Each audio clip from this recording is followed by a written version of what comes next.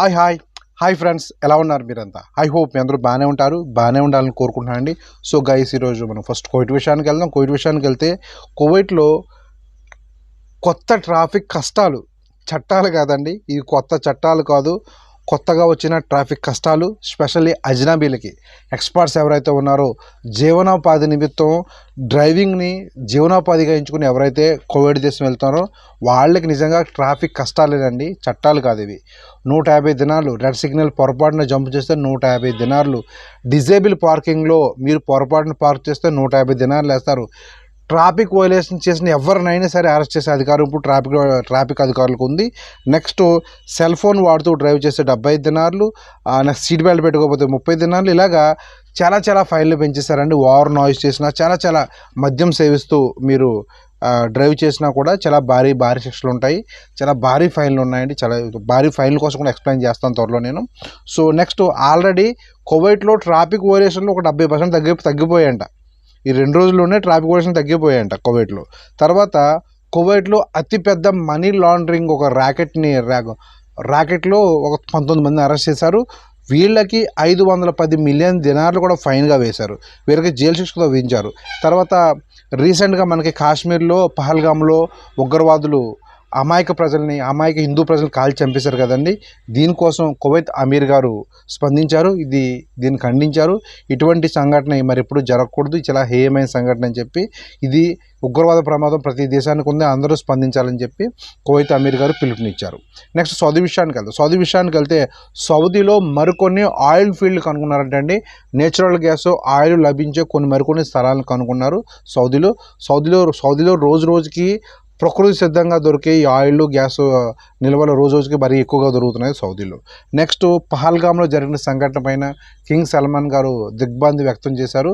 So ఇది చాలా ప్రమాదకరమైన చర్య, దీన్ని అంతమొందించాలని చెప్పి అన్ని విధాల సహాయం చేస్తామని చెప్పి భారతదేశానికి ఆయన తెలియజేశారు.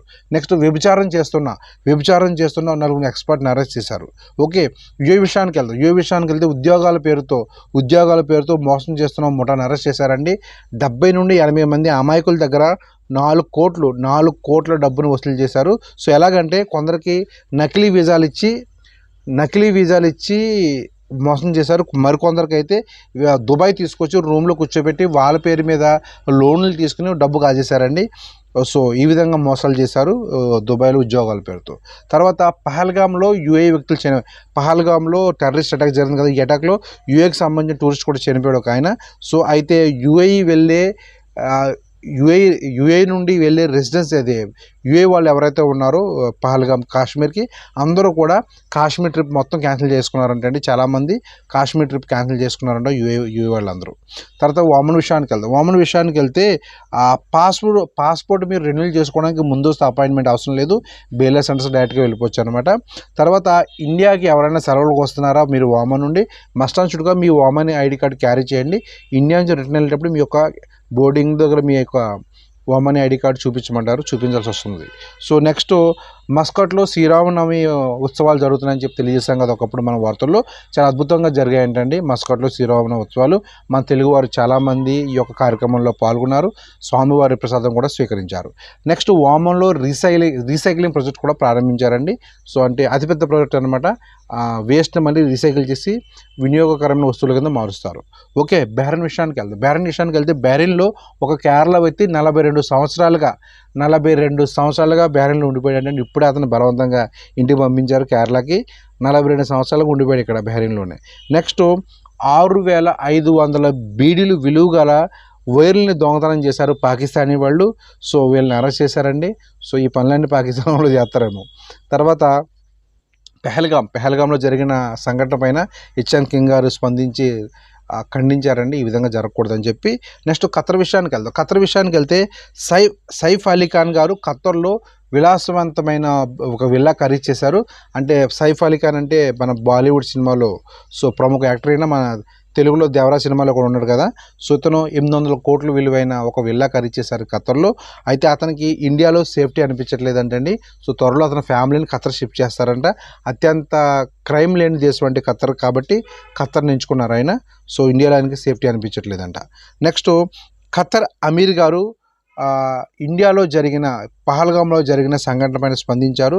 సో ఇండియాకి అన్ని విధాల్లో ఇండియా అత్యంత సన్నిహితమైన దేశం మాకు. సో ఎటువంటి సహాయం కావాలన్నా మేము ఇండియాకి సహాయం చేస్తాము. సో అని చెప్పి ఈ టెర్రరిస్ట్ అటాక్ని ఆయన పూర్తిగా ఖండించారు. ఓకే, సో జనరల్ విషయాలకు వెళ్తే ఆ పహల్గామ్లో జరిగిన సంఘటనలో 28 మంది మరణించారు. సో అందరిని కూడా హిందువులను వేరు చేసి ప్రత్యేకంగా కాల్చి చంపేశారు. పాపం ఒక ఫ్యామిలీ, ఒక నేవీ ఆఫీసరు ఏప్రిల్ 16 తారీఖున పెళ్ళయింది, 22 తారీఖున అటాక్లో చనిపోయాడు. పాపం కొత్త జంట అనమాట. 16 తారీఖున పెళ్ళయింది, 22 తారీఖున చనిపోయాడు. పాపం చూడండి, పాపం ఎంత బాధాకరమైన విషయం ఆయనకి.